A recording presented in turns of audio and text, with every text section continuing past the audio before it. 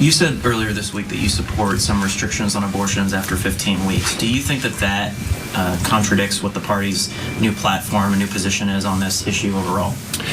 Look, we're not here to talk about abortion. My position is crystal clear, has not changed on abortion. Okay, so add Republican Senate candidate Bernie Moreno to the long list of Republicans that really doesn't want to talk about abortion because they know how wildly unpopular their position is. So we're not super surprised that they don't want to talk about it. But in this case, you can be a little bit surprised considering what he had said just before being asked that question. Listen to this.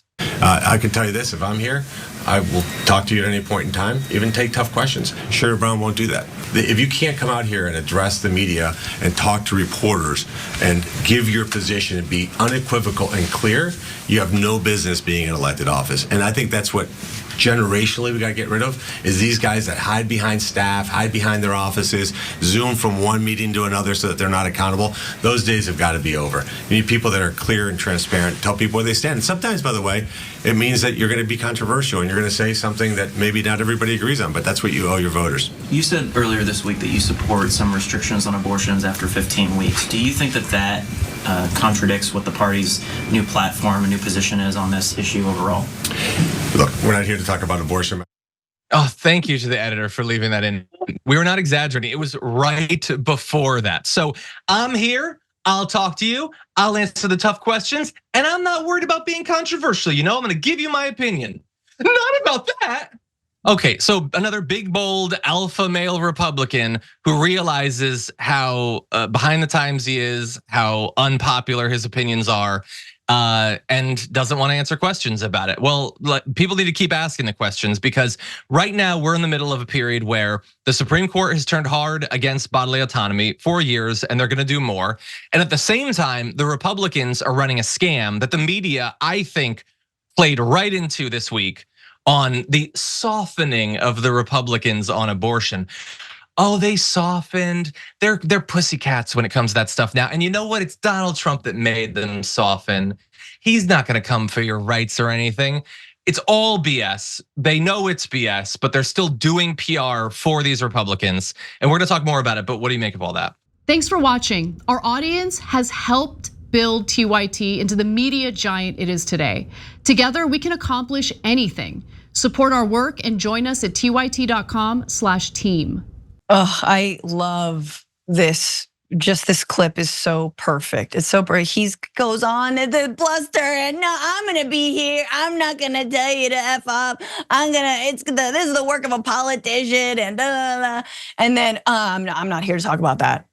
Oh, I thought you were here to talk about hard questions. You just said you were, well, that's them. That's Democrats when they have hard questions. You don't, can we do, remember how we talked about we didn't want to talk about this? Just so silly to me. This is again, like, speaking of embarrassing, these are the two parties, right? The two parties, and one of them's like constantly throwing stones, constantly, every accusation is a confession, and they can't talk about the biggest issue for a lot of voting Americans in November is where Republicans are at on abortion rights. And you're absolutely right, John, that this is, the soft pedaling is utter BS. And the soft pedaling, let's be real, is like, I think it should still be up to the states. And also I think there should be carve outs for incest or rape, so long as you can prove it in a court of law over the course of, a year to 2 years, and oops, you're a mom now. Like, the exceptions for rape and incest are utter BS, as well as even if you left it to the states, which is being done right now thanks to the extremist Supreme Court.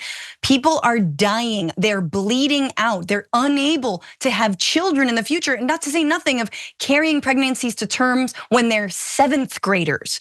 That's what's currently happening. So you're totally right. This entire the media is so easily diluted into, oh God, they're so invested into making Republicans a little bit less ghoulish than they truly are. And it's like, no. They want the whole kit and caboodle. They want to control women's bodies completely. Stop trying to soft pedal it and do their PR for them. Yeah, and by the way, I don't even understand. It's so obvious that they're trying to fight back against how they've lost all these ballot measures and they lost in the midterms. And so it should be obvious to the media that's why they're doing it. But even if this strategy wasn't obvious, how can you report that they're softening When it says in the platform, we believe that the 14th Amendment to the Constitution of the United States guarantees that no person can be denied life or liberty without due process, and that the states are therefore free to pass laws protecting those rights. So even when they claim they're not going to do a federal mandate, which isn't true, they've already tried to do the federal mandate multiple times. They're saying there, we don't believe we need a law. The Constitution already bans these things. And you point out one good reason why the exceptions are BS. The exceptions are BS because they don't count for anything in practice, but they're also BS ideologically. You should not need to think long and hard about whether those few exceptions are going to go away someday. They obviously will, not only because how hungry and horny the right is for strip away rights, but also because they make no ideological sense. If you believe that abortion is murder, those exceptions don't make any sense to maintain. Sure. They are PR. That's all they are right now. They're branding. It's a spoonful of sugar to make the medicine go down. We think that obviously we haven't been able to convince the majority of the public that abortion is bad and we should outlaw it. But like maybe if we do the exceptions, then we can slide it by and then eventually we get rid of the exceptions. That is 100% obviously the strategy. And it's, by the way, what he is doing.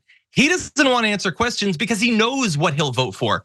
He says, Bernie Moreno, that he supports a 15-week federal ban on abortions. And he says to eliminate elective late-term abortions. So not only is he the radical he wants you to avoid you knowing that he is, he said that, by the way, to win a primary. And now he needs to appear more moderate. Right. So 15 weeks to eliminate late-term abortions.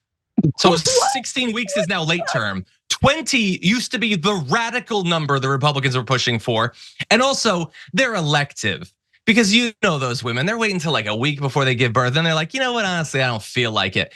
A person that can believe something like that about women should not hold any elected office anywhere in America, regardless of what they vote for. Simply believing that's what people are like should be disqualifying. Any other thoughts? Yes, I mean, thank you, New York Times editorial board, for saying this is disqualifying. Donald Trump saying sometimes babies are being aborted after birth. What are we talking about here? Like, what planet are we on?